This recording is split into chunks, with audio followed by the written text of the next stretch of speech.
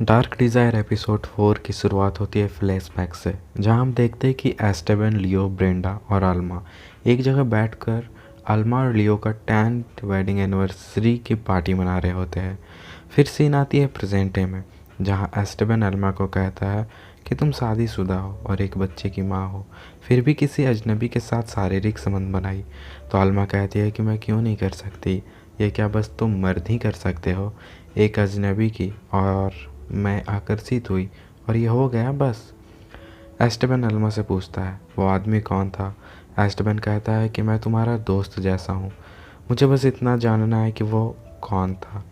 Alma Dario का नाम उसे बता देती है। नेक्स्ट सीन में हम देखते हैं कि डारियो अपनी माँ को आल्मा के बारे में बता रहा है, उसकी तारीफ़ कर रहा है और फिर उनसे पूछता है कि तुम कुछ नहीं कहोगी। उसकी माँ कुछ नहीं कहती। तभी डारियो को एक तस्वीर दिखती है। वह अपनी माँ को दिखाकर पूछता है कि ये यहाँ क्या कर रहा है। फिर इधर दूसरी तरफ एस्टेबन अल्मा को कहता है कि जांच में यही पता चल रहा है कि ब्रेंडा जब तक जिंदा थी तब तक तुम और वो आदमी ही वो इंसान थे जो आखिरी वक्त उससे मिले थे। अगर तुम मुझे हर चीज़ नहीं बताओगी तो तुम्हें पुलिस को जवाब देना होगा। अल्मा कहती है कि ब्रेंडा की मौत से मेरा और डारियो का कोई लेना देना नहीं है। अल्मा कहती है कि क्या मुझे लियो को इन सब के बारे में बता देना चाहिए। एस्टेबन कहता है वो तुम्हारी मर्जी है और लियो तुम्हें प्यार करता है। अल्मा कहती है कि मैं कभी डारियो से मिलूंगी तो ब्रेंडा के बारे में पूछूंगी।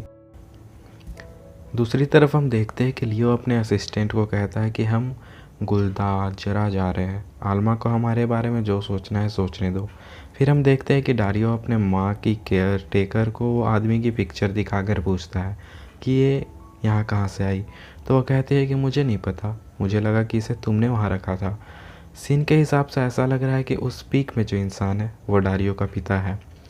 दूसरी तरफ हम देखते हैं कि एस्टेबन गाड़ी चला रहा है और बीते कल को याद कर रहा है, जहाँ ब्रेंडा उससे कहती है कि मैं एक आज़ाद आत्मा हूँ, मेरे कितने भी प्रेमी हो सकते हैं पर तुम अकेले हो, मैं तलाक करके दोबारा शादी कर सकती हूँ।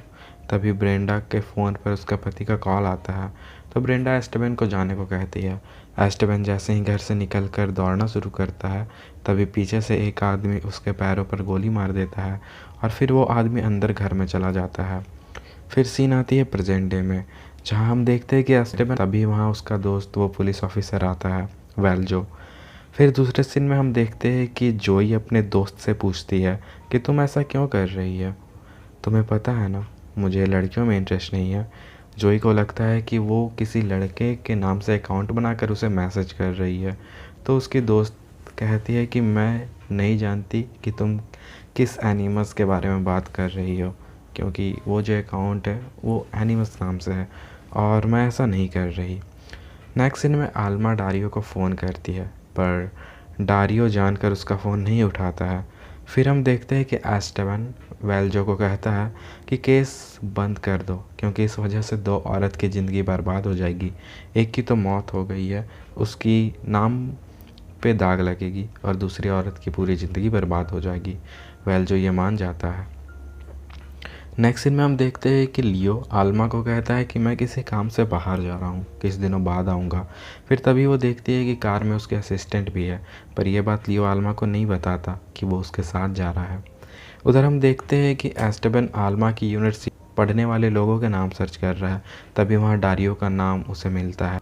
आल्मा अपने डॉक्टर को बताती है कि उसे सपना आती है कि ब्रेंडा जिंदा है, और वो देखती है कि उसका पति अपने असिस्टेंट के साथ इंटीमेट हो रहा है। और फिर डॉक्टर पूछती है कि तुम डारियो से मिली। वो कहती है कि नहीं, बहुत दिनों से वो यूनिवर्सिटी में नहीं आया है और ना ही मेरा कॉल का जवाब दे रहा है। मैं ये तो चाहती थी, मैं इन सब चीज़ों से आज़ाद होना चाहती थी, पर अब मुझे बेचैनी होती है, मैं कुछ भी महसूस नहीं कर पाती। क्या अब डारियो का मेरे से इंटरेस्ट ख़त्म हो गया है। तो डॉक्टर उसे बताती है कि हो सकता है वो जानकर ये कर रहा हो ताकि तुम्हारा संतुलन ख़राब रहे और फिर तुम उसको खोजते हुए उसके पास पहुंचो। और फिर नेक्स्ट दिन में वही होता है। हम देखते हैं कि अगले दिन जब डारियो अपना गैराज ओपन कर रहा होता है तो आल्मा उसके पास पहुंचती है और कहती है कि मुझे तुम्हारी चिंता थी, बस यही जानना चाहती थी कि तुम ठीक हो कि नहीं, इसलिए मैं यहाँ आई, और अब ये सब यहीं पे ख़त्म होगा। और जैसे ही आल्मा जाने लगती है, डारियो उसे पकड़कर किस करना शुरू कर देता है। तभी उसके गैराज के बाहर एस्टेबन डारियो को ढूंढते हुए पहुंचता है। फिर वो बाहर ही उसका इंतज़ार करने लगता है। उधर डारियो आल्मा से बात करना चाहता है, पर आल्मा वहाँ से जाने लगती है और कहती है कि आज उसकी शादी का 20 साल हो चुका है और लियो अपने असिस्टेंट के साथ काम के सिलसिले में बाहर गया हुआ है, वो भी उसके साथ, जिस पर मुझे शक है। तभी डारियो उसे कहता है, तो आज उसके साथ तुम अपनी एनिवर्सरी का मज़ा लोगी। तो आल्मा कहती है कि मैं यहाँ सब ख़त्म करने आई थी और तुम वो सब बिगाड़ दिए। मैं पागल हो रही तुम्हारे लिए। डारियो कहता है कि बधाई हो, हम दोनों एक ही चीज़ महसूस कर रहे हैं। डारियो कहता है कि मैं तुम्हारे साथ प्यार में नहीं पड़ना चाहता था, पर दोनों किस करने लग जाते हैं। नेक्स्ट सीन में जब आल्मा गैराज से बाहर आती है, तभी एस्टेबन आल्मा को देखता है और कहता है कि तुमने कहा था कि तुम उससे मिलना छोड़ दिया है। आल्मा कहती है कि शांत हो जाओ, कार में बैठो, हम यहाँ तमाशा नहीं कर सकते, हम इस बारे में बाद में बात करेंगे। एस्टेबन कहता है कि तुम मेरे भाई के साथ ऐसा कैसे कर सकती हो, वो भी आज के दिन। आल्मा कहती है कि प्लीज़ चुप हो जाओ, हम इस बारे में बाद में बात करेंगे। फिर नेक्स्ट सीन में हम देखते हैं कि लियो जोई को कॉल करता है और कहता है कि मुझे तुम्हारी हेल्प चाहिए। फिर नेक्स्ट सीन में जब आल्मा घर आती है तो उसकी मैड उसे एक एड्रेस पकड़ा देती है और कहती है कि जोई ने तुम्हें यहाँ 10 बजे तक आने को कहा है।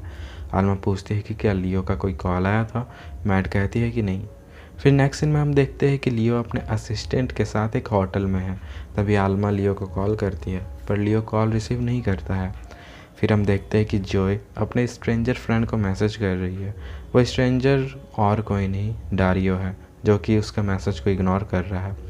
फिर हम देखते हैं कि जोई ने जहाँ अपनी माँ को बुलाया था, वहाँ पर लियो ने उसके लिए एनिवर्सरी पार्टी सरप्राइज़ कर रखा है और उसने जो वो लॉकेट लिया था वो उसने आल्मा के लिए ख़रीदा था। और इसी के साथ ये एपिसोड ख़त्म होती है। तो प्लीज़ दोस्तों कमेंट में बताएं कि ये एपिसोड आप लोगों को कैसा लगा, और मिलते हैं जल्दी नेक्स्ट एपिसोड में। तब तक के लिए ख्याल रखें अपना। Thank you.